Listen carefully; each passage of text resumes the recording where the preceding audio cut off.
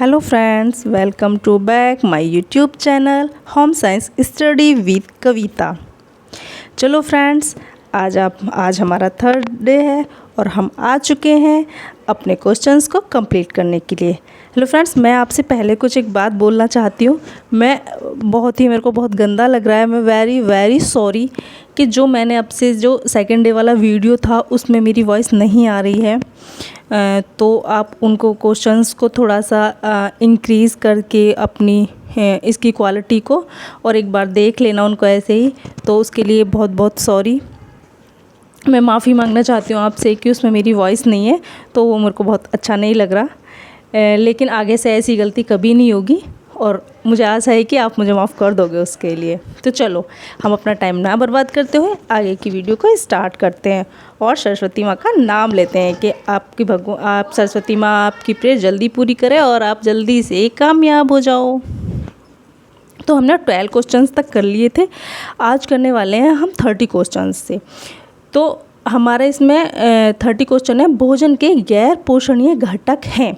भोजन के गैर पोषणीय घटक तो हमारे देखो, रेसे या रफेस, वर्णक, यौगिक और जल, हमारे सारे ही ये क्या है, भोजन के गैर पोषणीय घटक है। तो इसमें आएगा हमारा उपयुक्त सभी, ऑल ऑफ द एबव। क्यों? क्योंकि देखिए, रेसे या रेफेस, फाइबर और रेफेस, जल, वर्ण, यौगिक, प्लांट स्पेस आदि भोजन के गैर पोषणीय घटक हैं। फलों और सब्जियों में बहुत सारे गैर पोषक तत्व होते हैं और साथ ही कैरोटीनॉइड, डाइथियोलैथियोन, फ्लेवोनॉइड्स, विटामिन जैसे फोलेट, सी और ई आदि। अगर हमारी बॉडी के लिए फाइबर और रेफेस भी बहुत ज़रूरी होते हैं। जो हमारे जो फाइबर होते हैं ना, वैसे हमारी बॉडी उनको पचा नहीं पाती, वो हमारी बॉडी में उन्हें पचाने वाला एंजाइम्स नहीं होता, पर फिर भी हमारी बॉडी के लिए हमें फाइबर लेना ज़रूरी होता है, क्योंकि जो हमारा टूल्स होता है, जो हमारा मल होता है, वो उनको सॉफ्ट करते हैं और उसके रास्ते को कर्माकुंचन गति के द्वारा उसको सॉफ्ट करते हैं और वहाँ पर नमी बना के रखते हैं वो। और next question, try digital test निम्नलिखित में से किससे संबंधित है? तो ये भोजन का ज्ञानेंद्रिय मूल्यांकन से संबंधित है। ट्राई टेस्ट भोजन के ज्ञानेंद्रिय मूल्यांकन से संबंधित है। फिर आता है हमारा नेक्स्ट क्वेश्चन, भोजन शरीर में निम्न में से कौन सा कार्य करते हैं? भोजन शरीर में निम्न में से कौन सा कार्य करते हैं? तो देखो, शारीरिक कार्य, मनोवैज्ञानिक कार्य, उपयुक्त सभी। देखिए, हम जो भोजन है वो पूछ रहा है कि भोजन हमारे शरीर के लिए कितना आवश्यक है, कौन कौन से कार्य करता है। तो ये आपको पता ही है कि ये सारे कार्य भोजन हमारे शरीर के लिए करता है। फिजिकल फंक्शंस, शारीरिक कार्य भी करता है, सामाजिक कार्य भी करता है और मनोवैज्ञानिक कार्य भी करता है। ना तो हम अगर भोजन नहीं लेंगे तो हम शारीरिक रूप से कमज़ोर हो जाएंगे, चल फिर नहीं पाएंगे। सामाजिक कार्य जैसे कि आप देखते हो, जैसे कि शादी है, पार्टी है, बाहर जो जैसे लंगर्स वगैरह लगते हैं, तो वो हमारा एक सामाजिक कार्य होता है। वहाँ पर हमको एक जैसा भोजन और लोगों को एक साथ समाज में एक साथ, वहाँ पर ये नहीं होता कि इसकी फरमाइश या ये सब कुछ, वो एक सामाजिक कार्य के अंदर आता है। तो मनोवैज्ञानिक कार्य, तो देखिए, हम मानसिक कार्य के लिए भी अब आपको पता है कि हमारा भोजन बहुत ज़रूरी है। तो इसमें होगा ऑल ऑफ द एबव, उपयुक्त सभी। जो व्यक्ति खाता है वह तो व्यक्ति द्वारा पचाया जा सके तथा वह जो जीवित रखता है या वृद्धि करता है भोजन कहलाता है। भोजन हमारे शरीर के लिए निम्न कार्य करते हैं: शारीरिक कार्य, सामाजिक कार्य, मनोवैज्ञानिक कार्य। नेक्स्ट क्वेश्चन, किसी उत्पाद पर MRP से क्या अभिप्राय है? मतलब कि आपने देखा होगा, हम जब कोई भी चीज़ खरीदते होते हो तो उस पर MRP लिखा होता है। तो वो क्या है? तो वो है हमारा अधिकतम फुटकर मूल्य, मैक्सिमम रिटेल प्राइस। मतलब कि जो पीछे से आ रहा है कि वो चीज़ उससे ज़्यादा की नहीं हो सकती। वो उसका पूरा जितना भी हमारा टैक्स होता है या जितना भी उस पर उन्होंने मतलब खर्च किया है, जितनी भी उसकी, वो हर चीज़ उसमें इंक्लूड करते हैं और उसके बाद वो प्राइस डाला जाता है। तो उसको हम मैक्सिमम रिटेल प्राइस यानी कि अधिकतम फुटकर मूल्य बोलते हैं। किसी उत्पाद पर MRP से तात्पर्य है कि अधिकतम फुटकर मूल्य।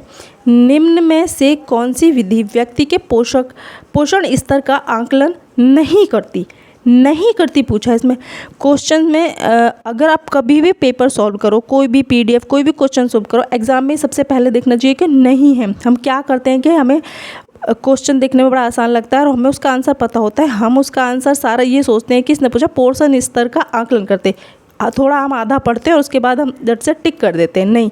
नहीं है पर सबसे ज़्यादा ध्यान देना है, क्योंकि इस टाइप के क्वेश्चंस सबसे ज़्यादा गलत होते हैं एग्ज़ाम में। तो इसमें हमारा दे रखा है 24 घंटा बाद विधि, जैव रासायनिक विधि, उम्र अनुसार लंबाई, रचना विधि। इसमें नहीं है पूछा है, इसमें से हमारा कोई भी ऑप्शन ऐसा है ही नहीं ठीक। लेकिन इसमें से हमारे जो वो माने हैं, देखो जैव रासायनिक विधि हमारा आकलन करती है, हमारी उम्र और लंबाई के अनुसार भी उसका आकलन किया जाता है। बट इसमें ये 24 घंटा बाद विधि या रचना विधि, तो इसने जो आयोग ने इसके जो क्वेश्चन माने हैं ना, माना है, इसमें तो सभी को ठीक माना है। लेकिन इसकी 4 विधियाँ होती हैं। कितनी विधियाँ होती हैं इसकी? 4 विधियाँ होती हैं हमारी। एक होती है हमारी एंथ्रोपोमेट्रिक विधि, जैव रासायनिक, नैदानिक और आहार विधियाँ। देखो बच्चों में कुपोषण की जो संभावना होती है वो सबसे ज़्यादा होती है, अधिक होती है।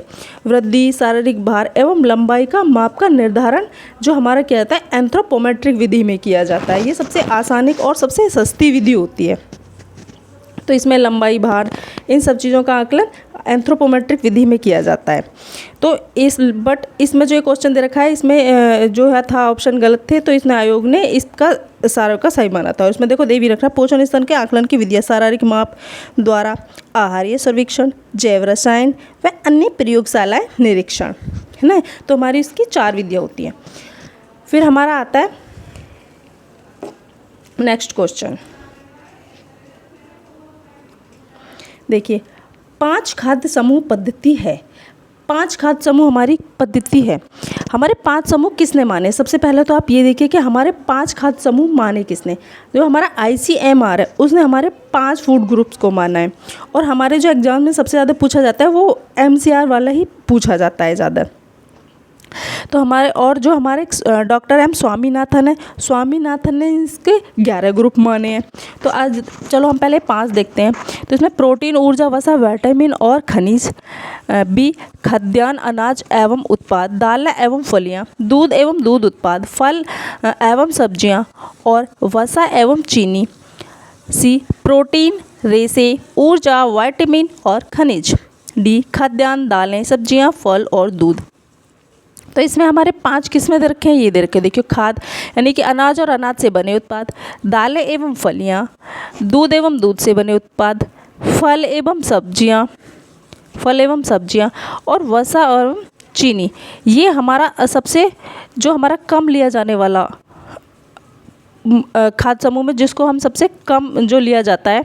देखो ये इस टाइप से अगर हमारा जो ये बना होता है, ये इस टाइप से कुछ एक पिरामिड बना होता है, उसमें हमारे जैसे फूड ग्रुप दे रखे हैं इस टाइप से करके। तो फर्स्ट पे जैसे हमारा अनाज, जैसे कार्बोहाइड्रेट, अनाज और अनाज से बने उत्पाद में हमारा क्या होता है? कार्बोहाइड्रेट। तो इसको हम क्या करते हैं? सबसे ज़्यादा लेते हैं। उसके बाद दालें एवं फलियां, फिर दूध प्रोटीन वाला, इसको भी हम लेकिन उसके बाद सबसे ऊपर होता है वसा एवं चीनी यानी कि शुगर। तो ये हमारा सबसे कम इसको हम सबसे ज़्यादा कम इनटेक करते हैं इस फूड को। हम जीने के लिए खाते हैं, न कि खाने के लिए जीते हैं। इसका तात्पर्य है कि हमें जीवित रहने के लिए भोजन की आवश्यकता होती है। भोजन मनुष्य की जल एवं वायु के बाद एक अति आवश्यक चीज़ है। Next question. अघुलनशील और असंश्लिष्ट आहार का घुलनशील आहार सरल आहार में रूपांतरण कहलाता है। तो ये हमारा कहलाता है आधारीय चयापचय। क्या कहलाता है? आधारीय चयापचय। अघुलनशील और संश्लिष्ट आहार का घुलनशील और सरल आहार में रूपांतरण आधारीय चयापचय मेटाबॉलिज्म कहलाता है। शरीर के जीवित रहने के लिए अनिवार्य न्यूनतम शक्ति या ऊर्जा प्रदान करने के लिए होने वाला चयापचय आधारीय चयापचय के अंतर्गत ही आता है। रोल क्या है? वो पूछ रहा है रोल क्या है। देखो रोल क्या है? रोल एक वर्णक है, यानी कि पिगमेंट और वर्णक, ये वर्ड तो हम सुनते रहते हैं बार बार, हमने कितनी बार पढ़ा भी होगा। पिगमेंट, वर्णक या रेजिन, ये इस टाइप के। पर रोल शब्द उन्होंने क्या दिया है? रोल क्या है? रोल एक वर्णक है। देखिए रोल या रेजिन गोंद जैसा हाइड्रोकार्बन द्रव्य होता है जो वृद्धों का छाल और लकड़ी से निकलता है। अन्य पेड़ों की तुलना में चीड़ जैसे कणोधारी पेड़ों से रेजिन अधिक मात्रा में निकलता है। रॉल एक वर्णक होता है। रेजिन का प्रयोग गोंद, लकड़ी की रोगन, वार्निश, सुगंध और अगरबत्तियां बनाने में किया जाता है। किसमें किया जाता है इसका सबसे ज़्यादा प्रयोग? हमारी अगरबत्तियां बनाने में इसका प्रयोग किया जाता है। Next question, doctor M Swaminathan द्वारा निम्नलिखित में से कौन से खाद्य वर्ग की अनुशंसा की गई है? तो देखिए, हमने ICM द्वारा क्या पढ़ा था ऊपर, कितने खाद्य ग्रुप पढ़े थे? 5 खाद्य ग्रुप पढ़े थे। लेकिन स्वामीनाथन ने कितने फूड ग्रुप माने हैं? 11 खाद्य वर्ग माने हैं। इसका आंसर होगा डी, 11 खाद्य वर्ग। 11 खाद्य वर्ग।